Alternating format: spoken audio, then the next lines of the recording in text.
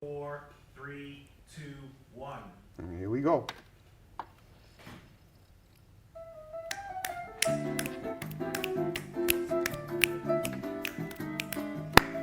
Oh, no clapping. You got it.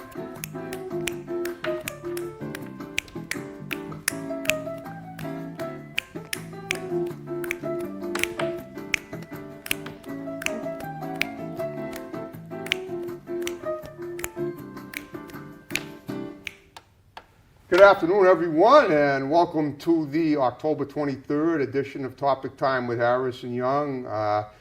It's a beautifully kind of mild autumn day, seasonal, a little breezy, but nice, and we love it like that. I love this Indian summer weather, and as usual, I'm heating things up in here tonight with another incredible guest. I found her a few days ago. This is Galinski. She's a former stand-up comedian. She's a communications instructor.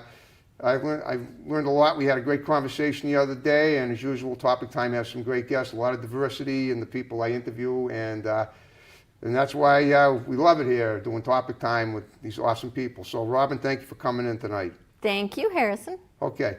Well, let's see. Let's. You have quite a rich history, from what I understand, from the discussion we had the other day. You were. Well, let's go back. Let's backtrack a little bit, and we'll work it forward. Because Okay. I always do that with every guest. And ultimately, we're going to probably go back to your childhood, because I want to find out how you got to be where you're at now. Because I like the profile. A thorough profile of the guest is pretty much the whole timeline, the whole shebang. So, tell me about the. You were a member of a comedy troupe called Women in Comedy or something like that, or tell me about that. Well, if you want me to go back to Yes, if you would, please. where the theme really here is communication. Right. So I've done a lot with regard to communication, but where it started probably was being the oldest of 7 children. Okay. Wow. And Lucky product 7. of Peas in a pod. Yeah. So I was doing a lot of persuasion. Wow. Because I was left in charge of kids a lot. So anyway, I think communication was something that I've always valued, and I've strived to be super effective at my whole life. So that's been the thread that runs throughout. I hear you. That, in addition to the fact that I was a very creative person. Still are, I bet. Still am. There Still you am. go. Yeah. So. Well, wait a minute. How so were you creative? I know you're creative, but explain how you were creative. In what way? Okay. So I had a push cart in Faneuil Hall, which you probably didn't even realize that, back in the 90s. I know what Faneuil Hall is. I'm not sure what a push cart is. Please elaborate. So in Faneuil Hall, they have merchants who have actual push carts. It's the Oh, oldest okay. push cart market in the country. Okay. So it's like a kiosk, if you will, kiosk, but it's okay. an actual push cart. And I sold marbled clothing, Marble clothing? Marbled. So it looked like marbled paper, but I did it on cotton and silk. Okay, but are you talking about a particular design, or was it really made out of marble? It's a surface design. Okay. And it's very intricate. Have you ever seen an antique book and you open it up and in the inside you see this beautiful peacocky swirls and colors? Oh, yeah, sure. Okay, that's marbleizing. I've seen dust in an antique book, too, but Yes. go on. Yeah, I did understand. that. So it's basically not Yeah, real so marble. it's a floating pattern, and I Okay. did that on fabric, and I did that in the early 90s, right up until 94. Okay, so basically, I understand. So you created clothing? I bought white clothing, and I did the design on it. Okay. Should have brought something to show you, because Well, it's that's super okay, cute. because like I explained how that's going to, do you have any pictures of it that you can? Oh, I do. Perfect. Yeah, Then lots. then when the show is, as we're talking, we'll be looking at it after we edit it in, just so you know. I told you that's how it works here. That's awesome. Okay. Yeah, so I had a business degree, but all my life. From where? What school? Oakland University in Rochester, Michigan. Oh, that's right. You're from Michigan originally. Yep. Okay. Yep. Just curious, why did you move to New England from Michigan? I thought Michigan was really boring. Okay. And Well, I that got makes a sense. job offer in Boston. I was working. Doing what? Well, I was working for Burroughs World Headquarters in Detroit, and then Okay. they merged with Sperry and became Unisys. This is a computer company. Yes. Okay. And that was my first job out of college. Wow. I only worked for a corporation for 1 year, and then the rest of my life I've been an entrepreneur. Okay, so you're your own boss. Yeah. That's awesome. And so, as your own boss, I mean, this was what you did in the '90s, but that was 20 years ago. So Yeah, what have you right. been So doing since it's so then? you asked about creativity. So Creativity, it's always yes. been the artistically creative, but I've also been creative when it comes to improv comedy and performing. And so the first opportunity that came my way, fast forward now to my 40s, There so you now go. we're in the 2000s, Yep. around 2000, let's say around 2007, if I Okay. guess right. Okay. A friend of mine who's gay told me that he was going to be doing drag. And I Okay. said, well, that sounds like fun. I want to do that too. But when I said that, what I meant was I wanted to dress up with wigs and false eyelashes. Oh, this was a male you're talking about. It was a male. Okay. So he had a character that he was dressing up as and doing lip syncing to songs and performing. Okay. And he said, well, you can do it with me, but you have to dress up as a man. And I thought, well, that's not fun. No offense to your gender, but Well, did you know when you said you wanted to do it too? Did you realize that as a woman, I mean, I don't know what, I'm straight and I'm happy to, and let people live and let live. I always say, but I would think that if some man in drag is a man dressed as a woman, I would think that it works the opposite way too. If you're a woman who's doing drag, you're dressing as a guy. well, that's what I found out. Well, what did you think it was? I don't know I guess I thought it was just going to be, I was just going to dress up with whatever. Anyway, okay, go so on. I became Barry Manilow Okay.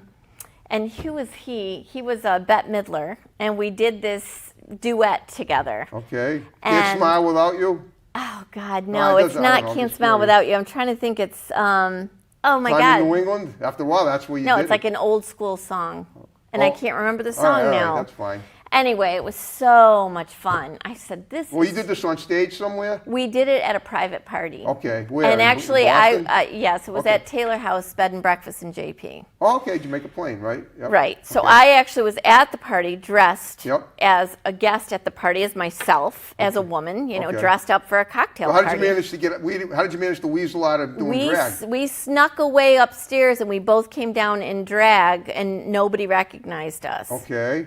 And we so did the he was dressed performance. as a woman and you were dressed as a guy. Yeah. But you just said that you did it. You were a woman. Did you change? Did you quickly switch back while you were downstairs or what? No, I slipped away from the party and Slipped went away. into drag Okay. and okay. I came down as a man, he came down as a woman, Okay. and we performed a couple of songs. Singing, And- right? Okay, Barry Manilow songs. Yeah, and Okay. it was awesome. It was sure so it was. much fun. Cool. It was so much fun. So then I did some more things like that because it was so much fun. So I performed at Jacques. Okay. And is that a club? Jacques is a drag bar in the south end of Boston. Okay. Well, it was odd that I was just this, 40-something-year-old mom, and now I'm like performing as a man. Okay.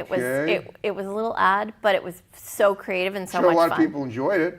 I mean, it's original. It's creative, and and it's something you probably never thought you'd be doing I think either. people were wondering what was going on with me, but Yeah. I actually was just exploring my creative side Okay. and having a great time. Okay. And Well, let's fast forward then to when you were doing this at Jacques. Were you by yourself or were you with that no, guy so again? I was a male. I Yeah. was a different male each month. I did it for 6 months. Well, did you play somebody that's famous, a male, somebody that's a male that's famous? One time I was Freddie Besides Mercury. Barry Manilow, I mean. One time I was Freddie Mercury. Oh, okay. Yeah. That's a nice role. Yeah, I Okay. like him. Did you sing Crazy Little Thing Called Love?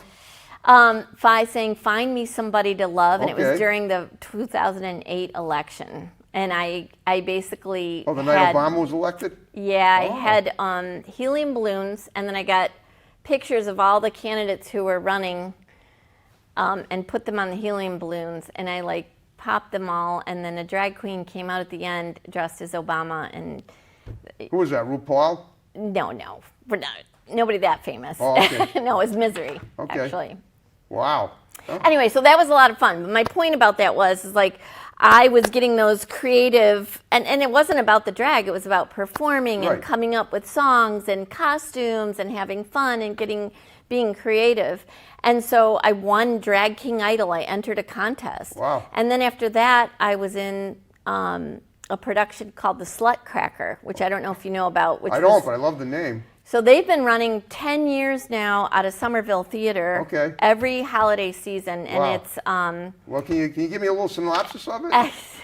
it's burlesque and comedy. Okay. And it's just super fun show with super creative people. Okay. And I was the reason why I went from that to that. Sounds like the aftermath of the vagina monologues, but you tell me. Well, it's more comedy and Okay. more fun than that. That's very serious oh, parts. okay. But, I've never seen that. yeah, but- oh, I this didn't- is this okay, is good. all fun. And so I was a man Yep. in the Slutcracker in the Okay. party scene. I was one of the husbands. Okay. So that's kind of like what I went from that to Wow. that.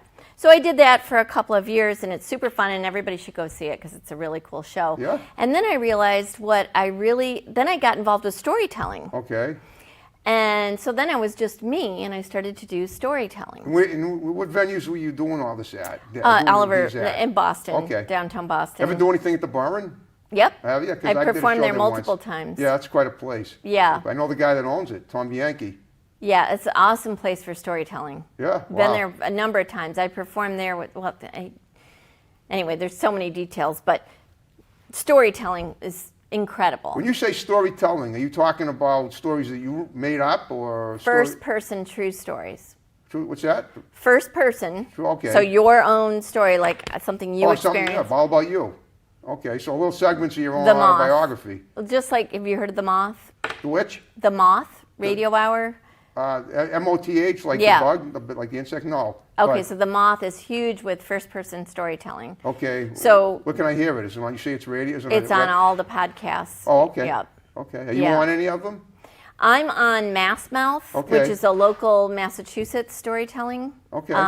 And it's, it's pretty known. Yep. And then there's other ones that are in little independent. They're called story slams. People get up and tell a 5-minute personal story Okay. based on a theme. Yep. So maybe the theme is betrayal, and Okay. they'll tell a 5-minute personal story, and it's an awesome night of just really human connection. Sure. And Wow.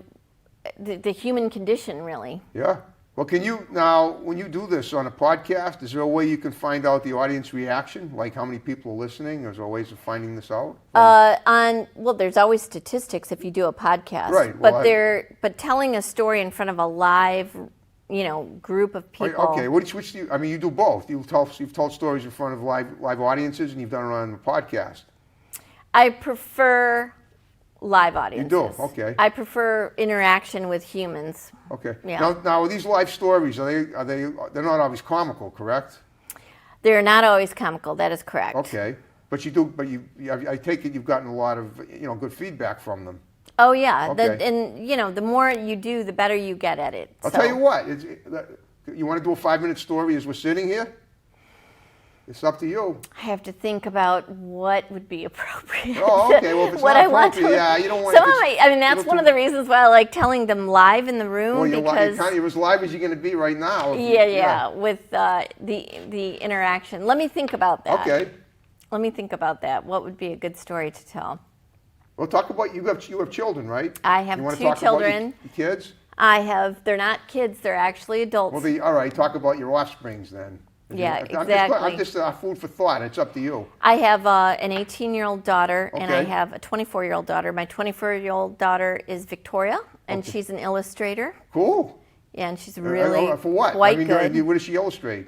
She illustrates whatever she gets paid to illustrate. The latest thing she just did was David Sedaris for Nouveau magazine. There you go. And now she's doing a 3-page spread for Yankee magazine. Awesome. Yeah. You want to talk about her? I'd love to have her on the show. I mean, she's pretty cool, but she's in Brooklyn. She moved to New Did she? York. Okay. Yeah. So. Well, it's up to you if you want to. That's right there. Well, That's you a pretty can go good to story, and you only told Victoria- a couple of lines. I'll give her a plug. You can go to victoriamaxfield.com There and you see go. her art. She is an incredible artist, and How is it now? Yankee other magazine. people said that. Yankee magazine is a New England publication. How does she get her illustrations in it from Brooklyn, or is that where the office is? No, she's known as an illustrator, Right. so art directors Yep. for magazines will reach out to her because they want her aesthetic or Okay. her style of drawing in Yep. the article. Okay, So they'll reach out to her. that's awesome. Yeah. Wow.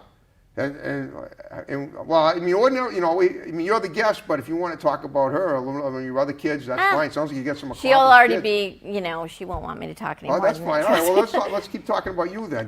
So go on. So All right. the storytelling is very powerful. What I can tell you about that is, so I produced a show for 5 years, and now it's run by Andrea Lovett, And What kind of show? TV? the Story Slam. The Story Oh, Slam. It's okay. out of Doyle's. It's the third Sunday of the month out Doyle's? of Doyle's Pub. Oh, Doyle's Pub in in Easton? Jamaica Plain. Oh, Jamaica okay, Plain. because we got Doyle's Pub. We got 3 Doyle's Pubs in our area too. I know. Oh, you do? Well, it's a different Doyle. I don't think Oh, it's run this by is- Tommy. Your place isn't run by Tommy Doyle, is it? No. No, it's a different Doyle. No. There's probably lots of Doyle's pubs. Yeah, maybe you're right. Oh, But well, this is one of the oldest pubs in Boston. Wow, so okay. I think they've been around from the beginning. Okay. And they have the largest draft beer Okay. on tap in all of No Boston. matter, yeah, and then if you drink enough of that, even if the stories are boring, you're still going to enjoy Hey. them. And I'm sure they're not. We don't let boring stories There you know. go. No, Okay. they're actually amazing stories. So it's the third Sunday of the month at Doyle's, and I Okay. highly recommend it for anyone. I mean, if you've never told a story before, it's a very powerful experience Yeah, I'm sure. because you are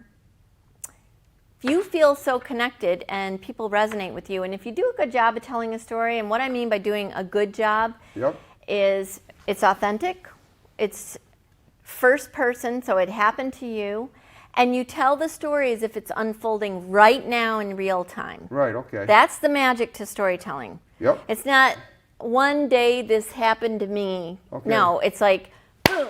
Yeah, The glass shattered and I felt blood dripping down my face. Oh, there you go. Now, what happened with that is now you're in the story with me. Intense stuff. Your Ripping me. emotions are there, you're feeling what I'm feeling, you're seeing what I'm seeing, and Wow. you're wrapped, Okay. right? Wow. That's the key to good storytelling. So when people do that well, Yep. and they're vulnerable and they share their feelings, at the end of that story, not only are they heard by a room full of people, and not just heard, really listened to, these people feel like they know you. Cool. And they I come bet. up to you afterwards and want to connect with you. Okay. And we don't see enough of that in this day and age with this. Do you do any writing at all? I've started to do some writing. That's a great question from you. I actually am doing some writing. That's great. I mean, I'm getting at is, have you ever written a book or any? I'm working on a book working right on now. your first book? Is it your first I'm working one? on my first book. Because I've written a couple Yep. of books myself. I It's wrote a a- book of short stories in the '90s, and as speaking for myself, I love to write, and I did pretty well. It was actually published right here in Bridgewater, and I went around selling it, and I made a few $1,000s on it. But that's what I'm saying. Is that the kind of book you're writing? Is it a novel? Is it? I'm not writing a novel. I'm writing a book that is a handbook Okay. for people who are manipulated. So in other words, I don't have the title yet. You mean how to stop being manipulated? Or, Yes, Oh. how manipulation techniques that are done through communication. And how to avoid them?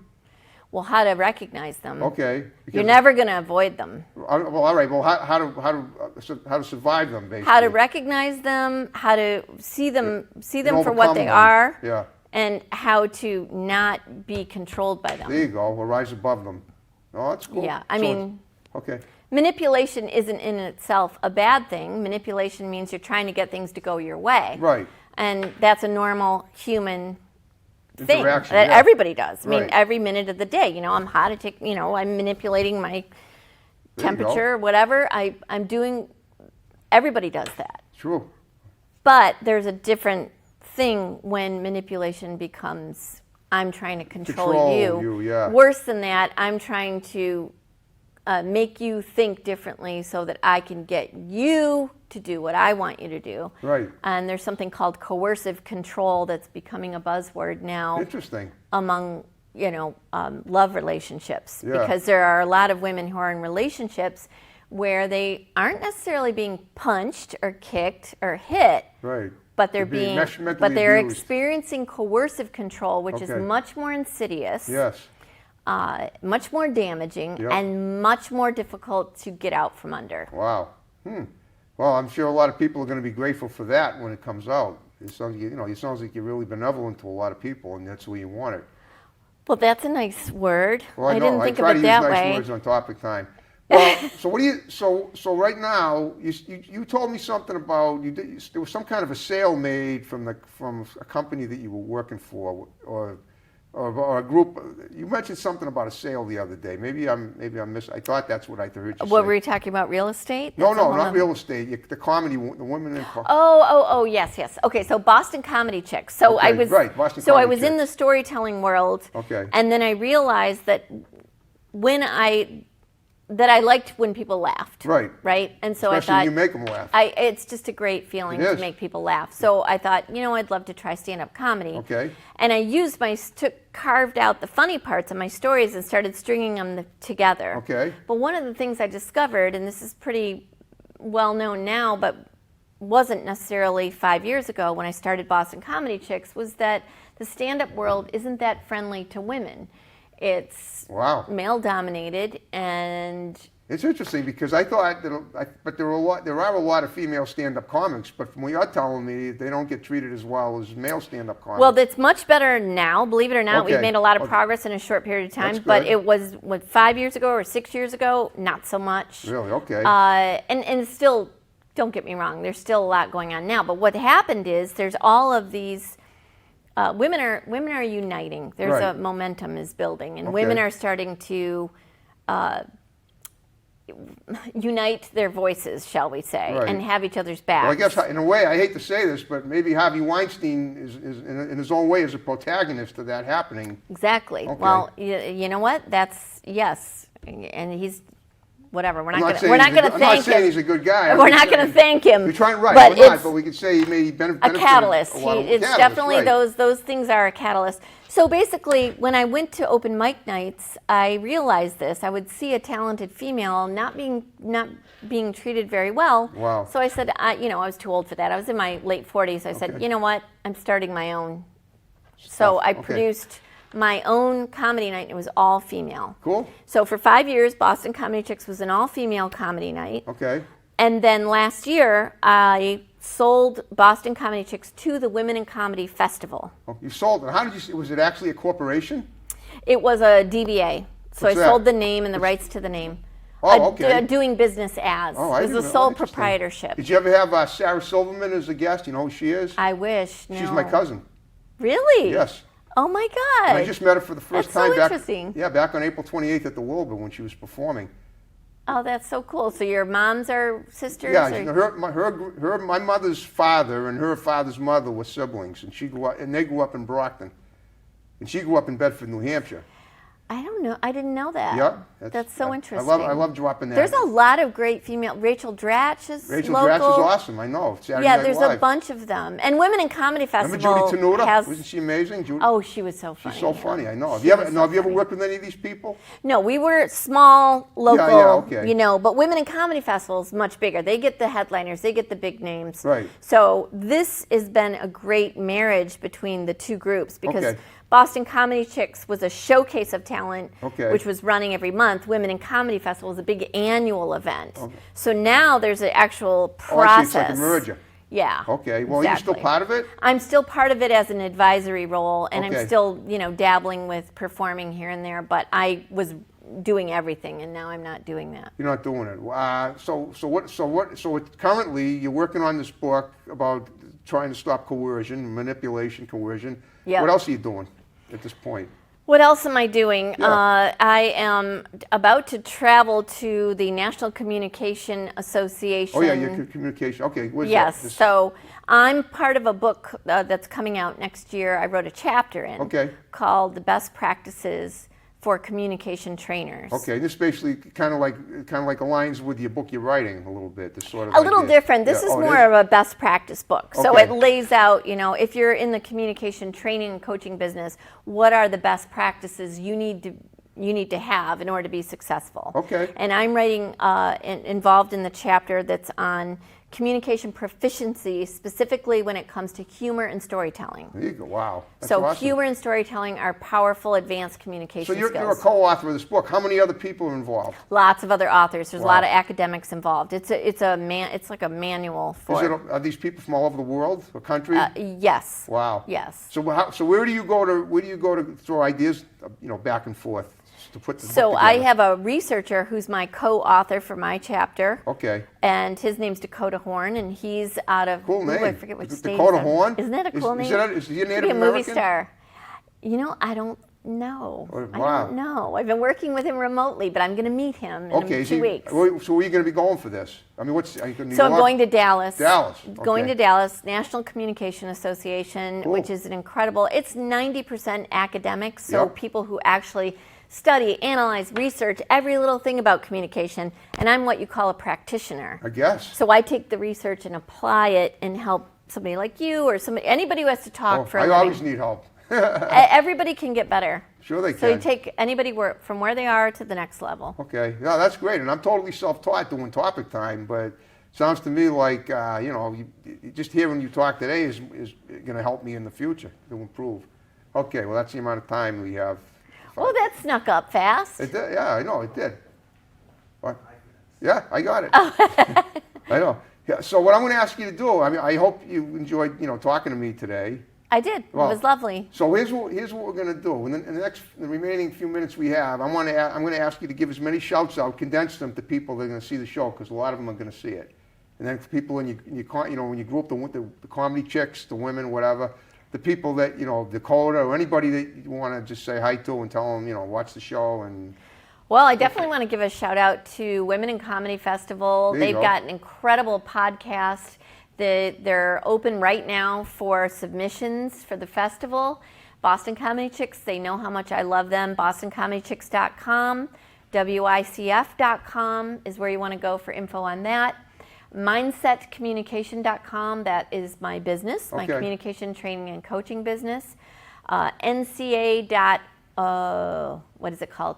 NCA, National Communication Association. Okay. I forget their URL, is an excellent organization if you're passionate about communication, you want to learn more about it, and just keep communicating. You want to say hi to your kids? They're going to see this. My adorable, perfect, lovely daughters, I want to say. Victoria? Yeah, Victoria and Violet. Well, two daughters. Two. I didn't talk to you about Violet. She's a little spitfire, but it's all right. She's at Emerson. What does she get? Wow, she an actress? She is a communicator. Well, I know, but I'm sure she is. But what's her goal at Emerson? She's studied musical theater, but she's actually going into film. Well, she wants to come on. It sounds like you got some talented people in the family, and I'd love to have them on as guests. Oh, that's nice of you. Well, I'll let her know. That's how we make connections here. We get people on. There you go. Springboard into the next one. Why not? Absolutely. Okay. I could keep you busy. Yeah. So just curious, before we wrap it up, where do you generally do your communications seminar? Is that what it is? Seminars? So usually I end up going to a corporation and doing them in their training facility. But I do public workshops. I'm actually doing one right now. If you go to manifestdream.eventbrite.com. Okay.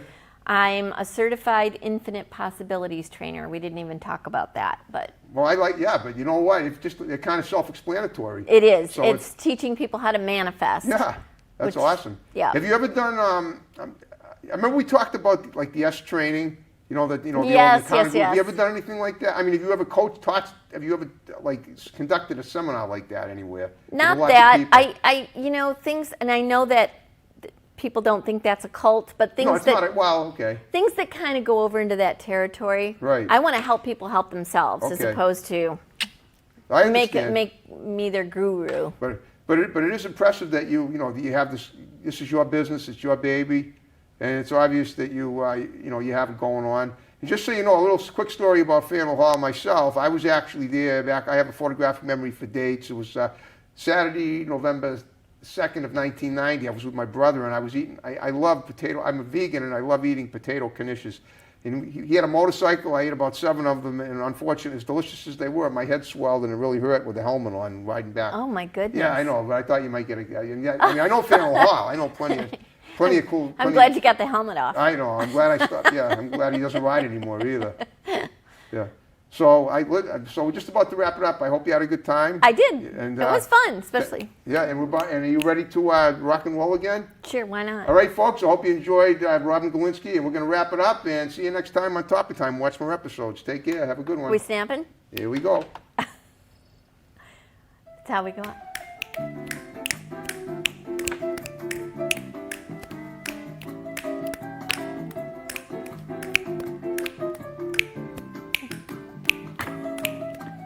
You got a happy little look on your face. Yeah. You can do it through music too. Communicate.